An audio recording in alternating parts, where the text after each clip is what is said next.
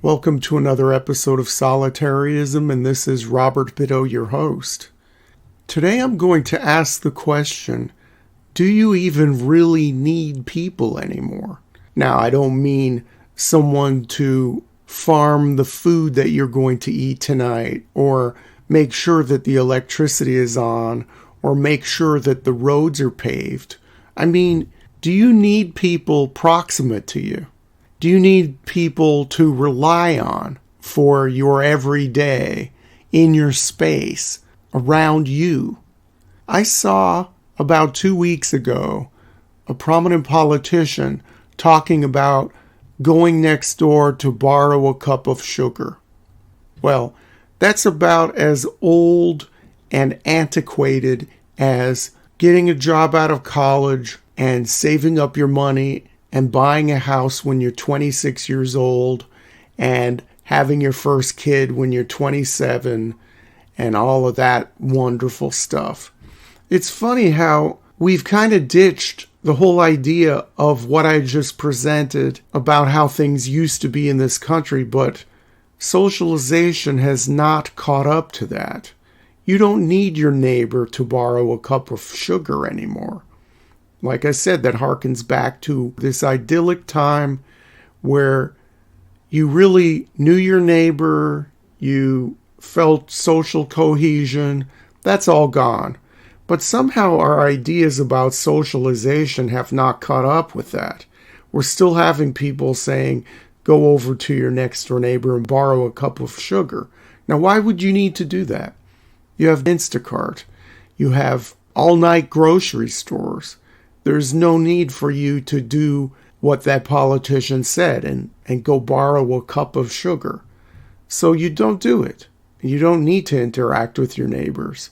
We're not in an Amish community, and it's not 1850 where we got a barn to raise and a day to raise it. You don't need your neighbors for anything anymore. You don't need to be social with anyone anymore. Societal expectations are not there for you to pair bond and buy that house at age 26 and start raising a family. That's not a firm expectation anymore. So, do you even really need friends? And the answer is no. And there are plenty of us out there who are living our lives alone, and we're living fulfilled lives without other people in our lives. And we're totally socially adjusted just fine. You can give us psych tests if you want. I'd be willing to take one. And it's incomprehensible to some people who are putting up with bad relationships, bad friendships, bad work situations, that you could be solitary, alone, and be perfectly fine with that. But our society has changed, but the ideas have not caught up with it. The ideas that people still hold in their heads about being alone and feeling lonely. Honestly, loneliness is a social construct. It's not something that is natural, I don't think.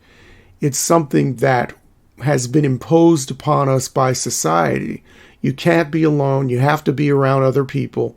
And you know what? Like I said before, maybe you did need people proximate to you once in history sometime, but not anymore. You don't need your neighbors. You don't need to have friends. You can live your life perfectly fine all by yourself. In fact, you have time to do all of those things you wanted to do, but you never thought you could do. If you just ditch the socialization and you concentrate on yourself. So, yeah, being alone is not a death sentence. It's actually the preferred way to exist for a lot of people, myself included. And that's why I started this channel, to let other people know that being alone is okay. You are not alone in being alone, as the Sting song said from the early 80s. Now I'm dating myself. But it's not a bad thing. It's not a tragedy. I can see myself living the rest of my life alone, with no friends, no family, nothing. And I wouldn't even know I'd be like a fish in water, not even knowing that he's in water. And that might seem pretty strange to some people, but I know some of you out there are listening to me and you either identify with what I'm saying or you want to get to where I am now. And you know what? You can get to where I am now. You don't need people, and that's something, a leftover from an older society that's still in your head. You've ditched the whole idea that you're going to buy a house at 26 and start having kids at 27. You can ditch the idea that you need people in your life. That's about all I wanted to say today. Until next time, be happy alone.